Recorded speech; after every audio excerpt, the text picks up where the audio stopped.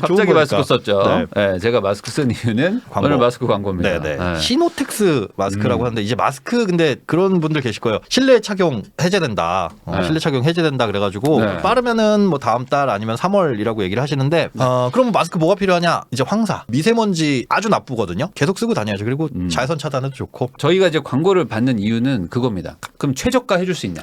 저는 항상 그거를 여쭤보거든요. 또 비싸게 파는 건 의미가 없으니까. 그래서 지금 요 시노팩스에서 만든 시노텍스 네.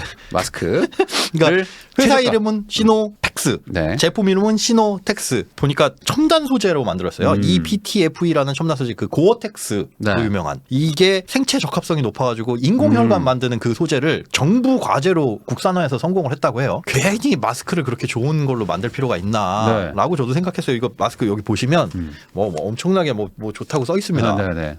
근데 좋은 점이 피부 트러블이 없대요. 아. 네. 이거 쓰고 있으면 네. 그리고 뭐 화장 많이 하시는 분들이나 이런 거 답답하고 막 땀 번지고 그러잖아요. 근데 저는 이 제일 좋은 게 여기인 것 같아요. 저도. 이 끈이 면소재거든요. 이게 고무줄이 아니라 부직포인데 쫀쫀해요. 그 처음에 딱 쓰는 느낌 뭐냐면 이거 장난 왜 이렇게 꽉 맞지 않는데 하나도 안 불편하. 요 면으로 돼 있는 거. 선이 아니라 면이니까 이게 이런 건 좀 귀가 안 아픈 게 좀 좋은 것 저 같고. 처음 봤어요. 근데 저 그런 이게 그 디자인이 괜찮아요. 제가 아까 써봤지만 핏이 좋아요. 장점은 좀 뭐냐면 쓰고 있을게요. 얼굴 커도 괜찮아. 이만큼 이게 늘어나거든요. 그리고 요게 이제 디자인이 좋아가지고 이제 연예인 분들도 많이 쓰시고 최근에 그 월드컵 개막식 때 그 축가 부른 모 가수분도 되게 유명한 세계적으로 유명한. 요걸 쓰셨다고 합니다. 가격이 또 문제잖아요. 그렇죠. 이게 고기는 비싼 의미가 막 없는데. 진짜 무슨 인공혈관 만드는 재료 뭐 이렇게 해가지고 이게 네. 두 가지 라인이 나와요. 프리미엄 라인이 나오고 세 가지입니다. 총부. 네. 완전 프리미엄 네. 라이트, 그다음에 그냥 KF94 마스크 나오는데 디자인은 다 좋습니다. 그리고 아까 말씀드린 요 쫀쫀함은 요건 경험해 보세요. 요 색깔이 달라요. 그래서 네. 이거 회색, 흰색도 있고, 네, 회색도 회색도 있고, 있고. 네, 그리고 검은색도 있고. 흰색. 아 근데 이게 실제로 쌉니다. 지금 네. 이게 50매에 35,000원? 하나에 한 700원. 700원 정도. 어쨌든 얘가 최저가라는 거. 그래서 저도 이 광고를 하면서 마음이 편하다. 미리미리 사두세요. 할인할 때. 네, 여기서. 알겠습니다. 자, 그러면 이제 어디를 손봐야 할까요? 네. 닉네임 어디를 손봐야 할까요? 어디를 선발할까요? 그러니까 손볼 때가 지금 많다는 거죠. 근데 이런 분들이 사연 보내주시는 게 좋죠. 저희한테는. 네, 손볼 네. 곳이 많은 분들 네, 좋습니다. 만 37세 여자분이시고 주부인데 아이가 둘인데 네네. 403만 원 세후니까 네. 나쁘진 않으신 것 같고 근데 이제 외벌이다. 네.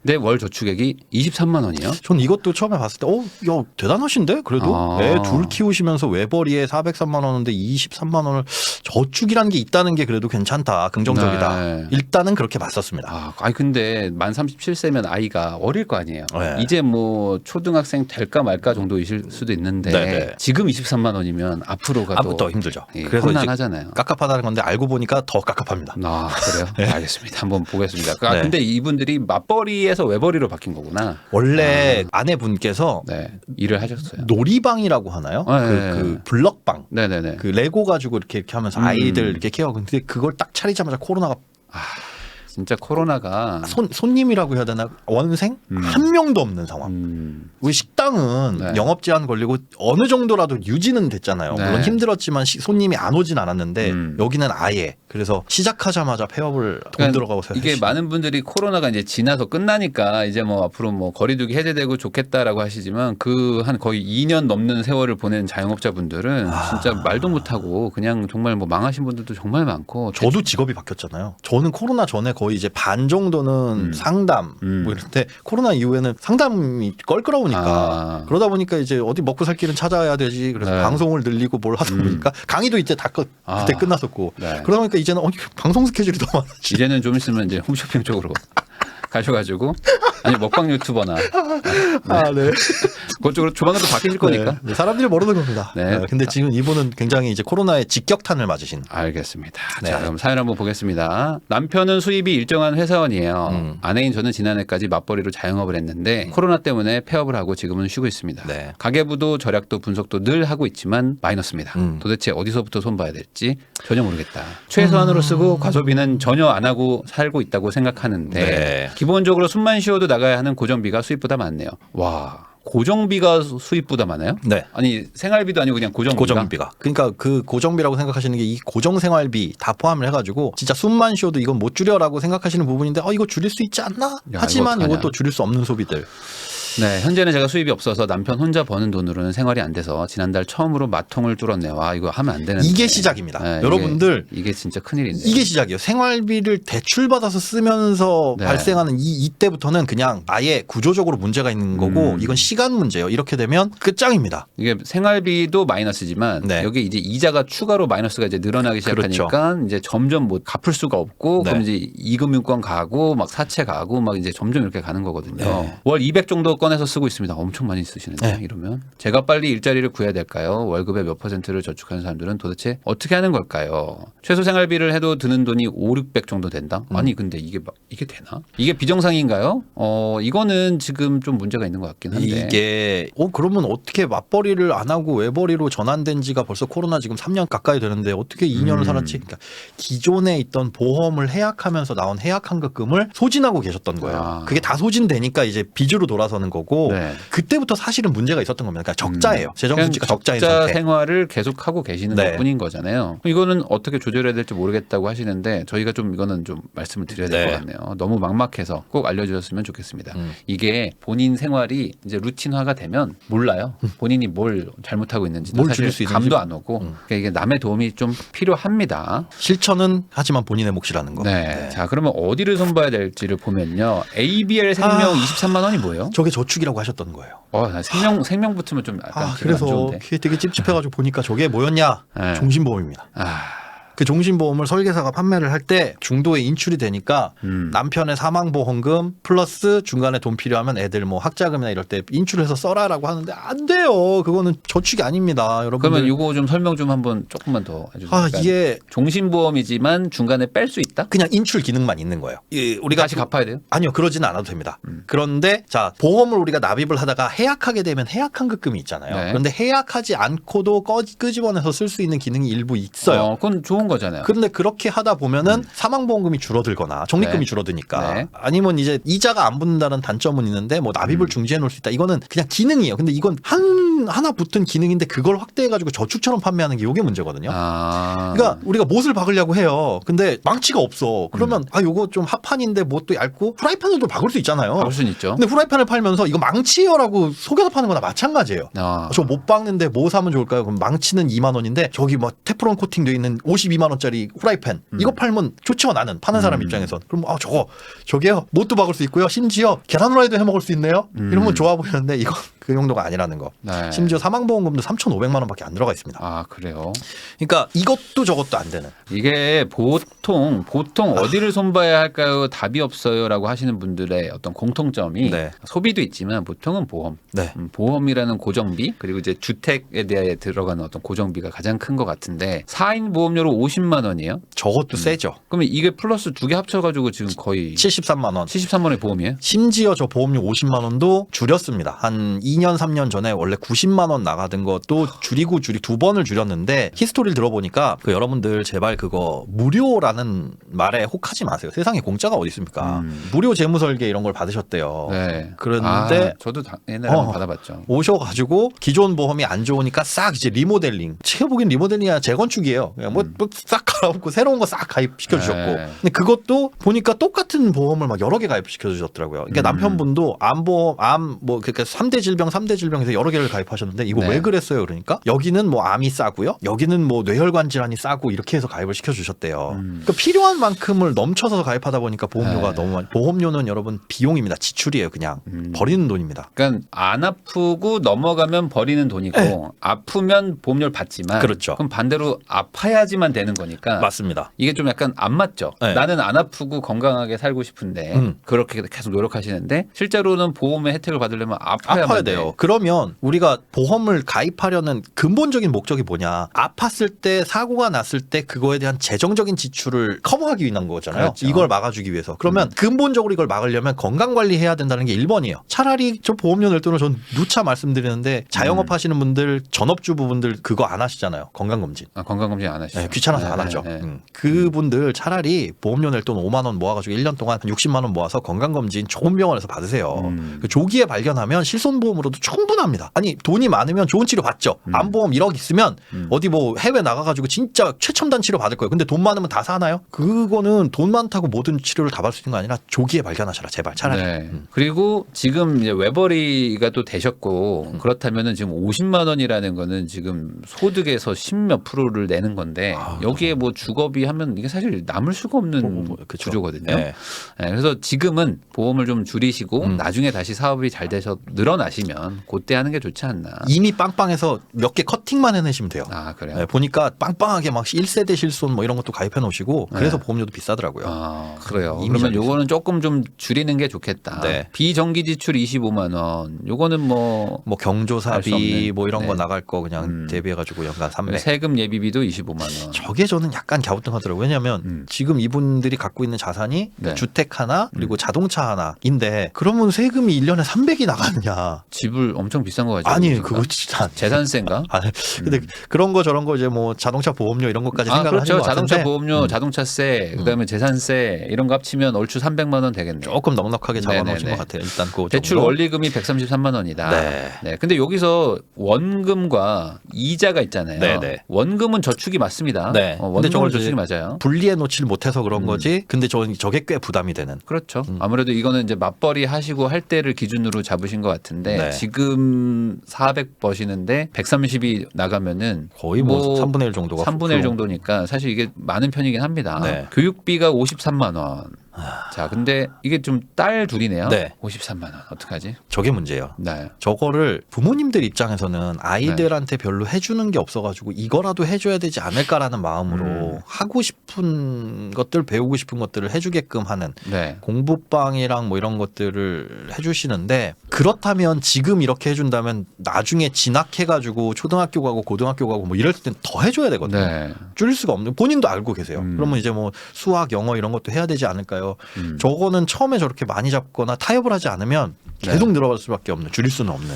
맞아요. 그러니까 이게 학원을 많이 보내면 좋죠. 아이가 또 하고 싶다고 하면 더 해주면 네. 좋지만 이게 내가 버는 돈에서 그래서 퍼센트를 정해서 해야 되는 것 같고요. 뭐 이거를 못 줄이겠다. 그럼 보험을 줄이든지 다른 거를 줄여가지고 줄여야 됩니다. 항상 포기 못하는 게 있으면 나머지를 포기해야 된다는 거. 네. 다 포기 못하기 때문에 어디를 손봐야 될지를 모르겠다는 거라는 겁니다. 그러니까 그러니까 다 이렇게 꽉 찔려고. 가장 중요한 게 뭐냐. 그럼 난 우리 아이 교육이 최고 중요하다. 그럼 나머지를 포기하셔야 되는 거지. 집도 포기 못하고 보험도 포기 못하고 통신비 뭐 교육비 다 포기 못하면은 돈을 더 버는 수밖에 없습니다. 맞습니다.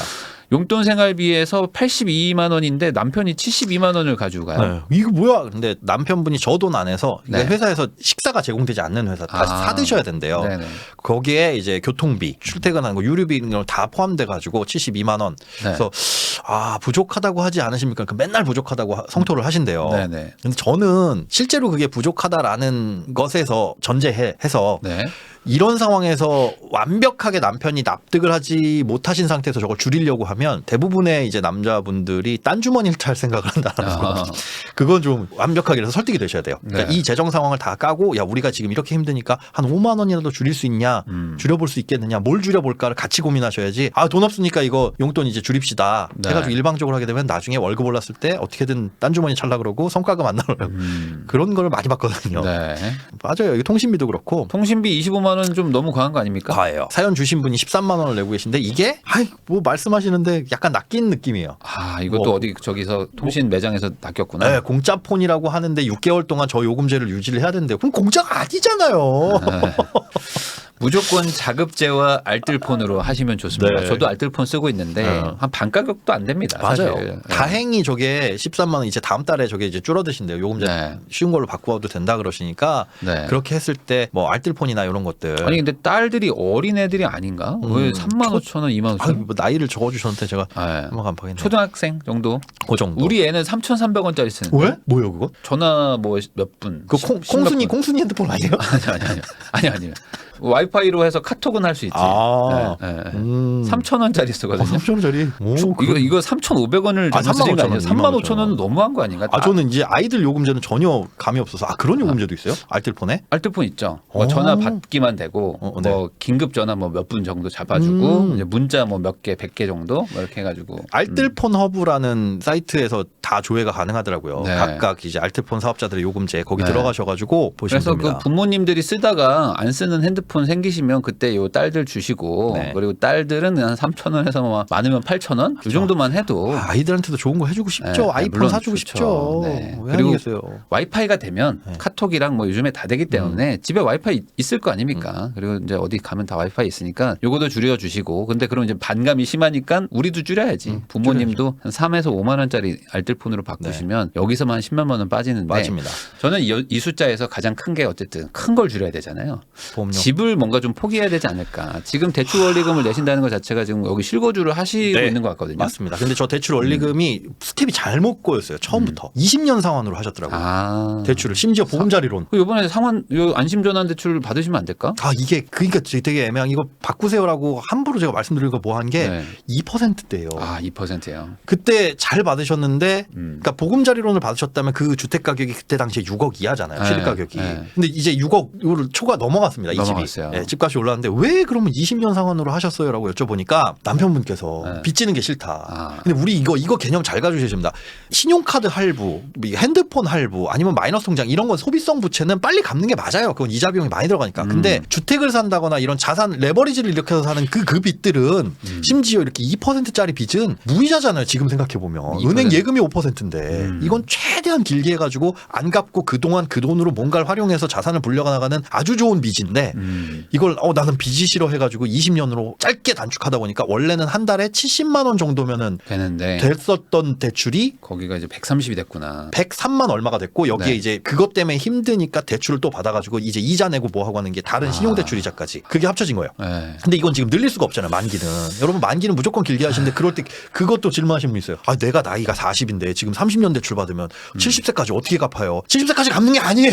안 갚아도 됩니다. 중간에 뭐 전세 주시고 나가든지 네, 집을 팔 지금 수도 있는 팔든지. 거니까 저는 여기서 한번 가족들이 한번 회의를 해야 될 것 네. 같아요. 그래서 집을 포기하자. 집을 포기하고 전세를 주고 그럼 대출을 뭐 얼마 남으면 다 갚으실 거니까 네. 그리고 아주 저렴한 월세 집으로 가자. 아마 남편분도 지금 뭐 왔다 갔다 출퇴근이 힘드신 것 같은데 그러면 관리비도 좀 줄고 남편분 출퇴근도 줄이려면은 뭐 빌라 같은 데 가면은 그래도 좀 줄거든요. 네. 그런 데로 가면서 여기 전세 줬다가 나중에 좀 상황이 좋아지면 그때 들어오는 거 어떠냐 정도는 하시는 게 어떨까. 저는 그것도 포기 못 하겠습니다. 그러면은 뭐 포기할 수 있는 게 지금 없으니까. 없어요.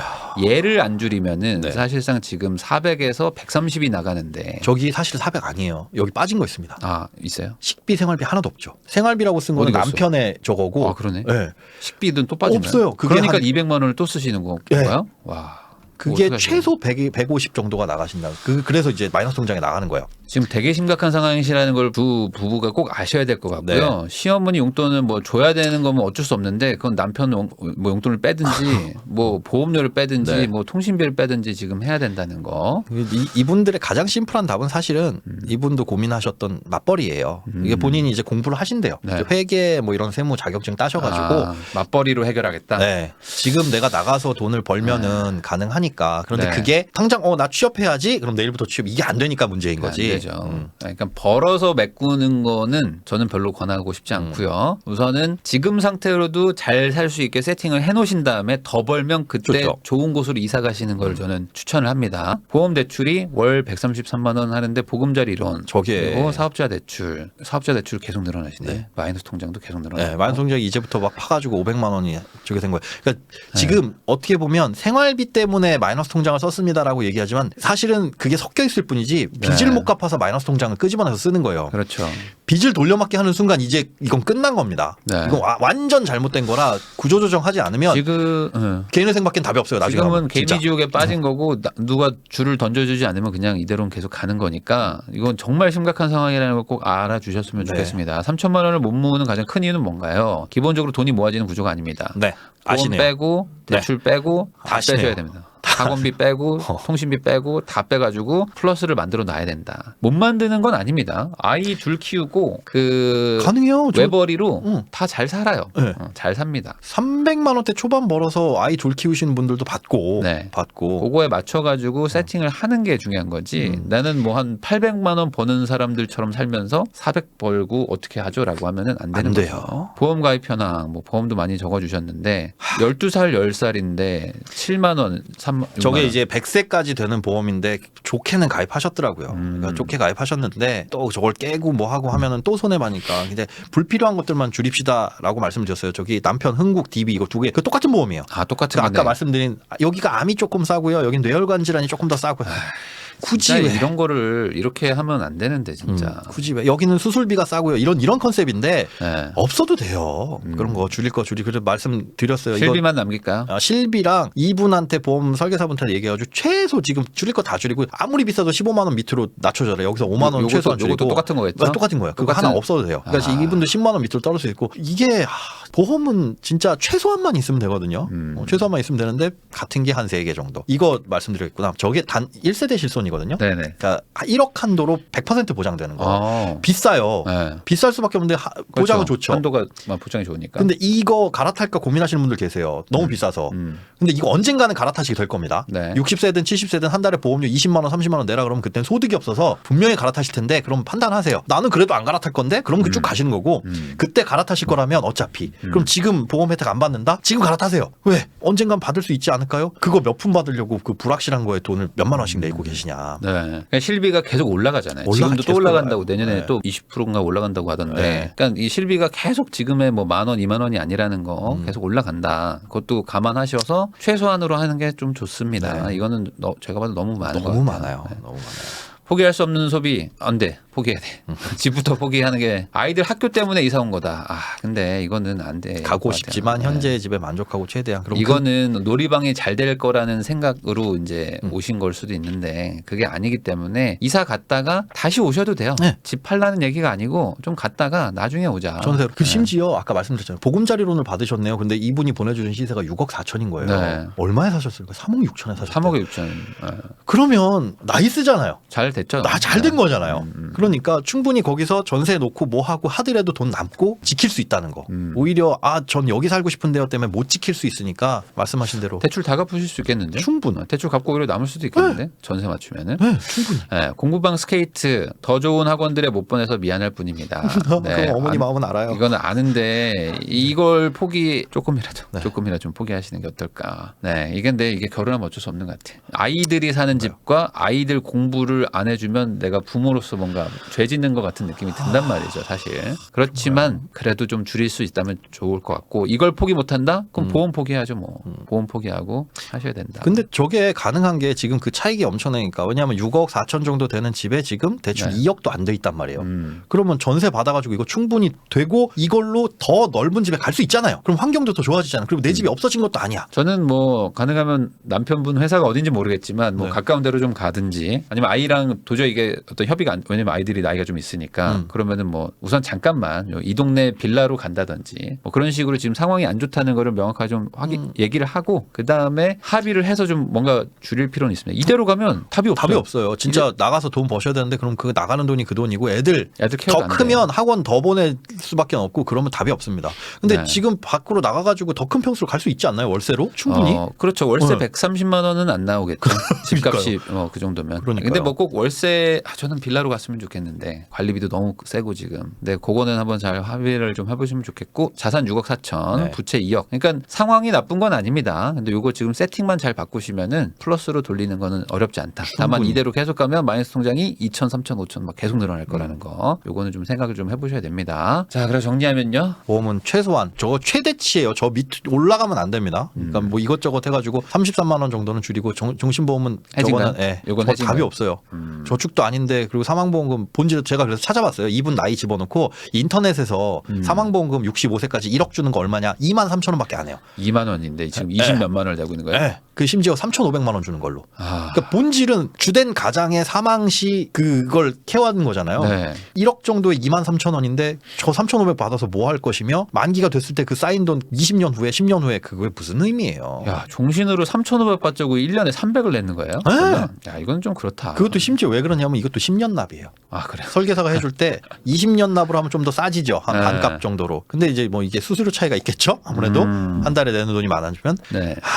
이거는 우리 가정에 맞지 보험 않습니다. 정리는 하는 걸로. 네, 무조건. 그리고 실손도 있고 하실 테니까 네, 네. 그걸로만 해도 되지 않을까. 만약에 집을 움직이는 게 뭐 취업은 내 마음대로 되는 게 아니잖아요. 네. 적자는 무조건 계속됩니다. 그러면 차선책으로 언발의 오줌 누기예요, 이것도. 지금 대출 갚는 거 물론 이자가 낮기는 하지만 네. 1년 거치 방식으로 바꿔가지고 네. 그러면 80만 원 정도로 이자 부담이 확 줄어드니까. 어. 근데 이건 근본적인 해결책이 아닙니다. 네. 근본적인 건 말씀하신 대로 여기 전세 놓으면 다 해결돼요. 저는 뭐 동네 인근에 빌라로 우선 갔다가 나중에 사업 잘 되면 다시 들어오자. 시작하게 요거를 되면. 진심으로 얘기하면 아이들도 이해를 할 겁니다. 왜냐면 그 아이들한테는 좀 넓은 집으로 가면 네. 그게 월세든 뭐 그러네. 19평에 살고 계시니까 네. 차라리 빌라 뭐 25평이나 30평대로 가시는 게 오히려 금액적으로도 나쁘지 않을 수도 있습니다. 네네. 네, 어느 지역인지는 모르겠지만. 그리고 나중에 금리 인하되면은 이제 30년 상한으로 해서 나중에 돌아오자. 나중에. 우리 뭐 첫째 고등학교 갈 때 돌아오기로 아빠 엄마 약속할 테니까 네.